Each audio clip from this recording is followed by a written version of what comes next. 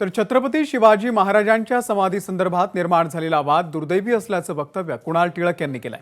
शिवरायांसंदर्भात महात्मा फुले आणि लोकमान्य टिळक या दोघांनीही कार्य केलंय। मात्र दरवेळी गणेशोत्सवामध्ये विनाकारण टिळकांवरून जातीवाद केला जातो असं कुणाल टिळक यांनी म्हटलंय।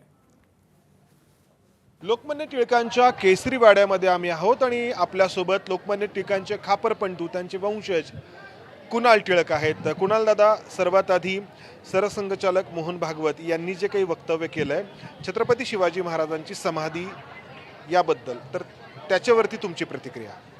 आदरणीय मोहनजी भागवत यांच्या स्टेटमेंटचं क्लॅरिफिकेशन मी देणं हे बरोबर राहणार नाही किंवा त्याच्याबद्दल पुढे जाऊन बोलणंही बरोबर राहणार नाही। मला वाटतं की ते जे कुठल्या कंटेक्स्टमध्ये बोलले, कुठल्या प्रसंगाशी ते रिलेट करत होते याबद्दल जास्ती अजून माहिती घ्यायला पाहिजे असं मला वाटतं। छत्रपती शिवाजी महाराजांची समाधी नक्की कोणी शोधली?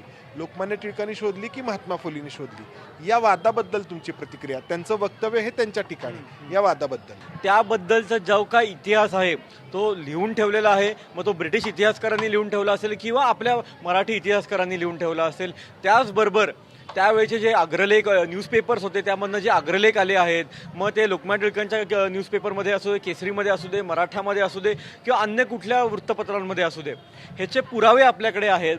त्यामधून मला असं वाटतं की मग महात्मा फुलेंनी शोधली का लोकमान्य टिळकांनी शोधली? कोणी असं म्हणत नाही की लोकमान्य टिळकांनी शोधली। लोकमान्य टिळकांनी त्या जीर्णोद्धारासाठी प्रयत्न केला, हे मी मागच्या वेळी म्हटलं होतं, यावेळी म्हणत आहे। त्यामुळे मला वाटतं की महात्मा फुलेंचंही काम छत्रपती शिवाजी महाराजांबद्दलचं आणि रायगडच्या समाधीबद्दलचं खूप मोठं काम आहे।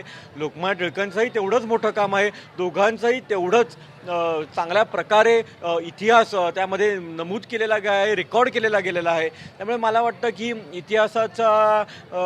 इतिहास बदलण्याचं काम थोडंसं जे काही लोक, जातीवादी लोक जे करत आहेत ते नाही करावं। आणि मी मागच्या काही वर्षांपासून बघत आलेलो आहे, गणेशोत्सव आला की लोकमान्य टिळकांचं नाव घेऊन जातीयवाद चालू करायचा हे खूप प्रकारे चालू झालेलं आहे महाराष्ट्रामध्ये।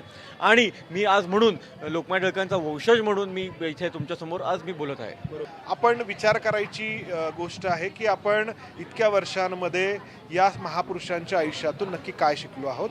कॅमेरामन राजेश बिडकर, मंदार गोंजारी, एबीपी माझा, पुणे। एबीपी माझा, उघडा डोळे बघा नीट।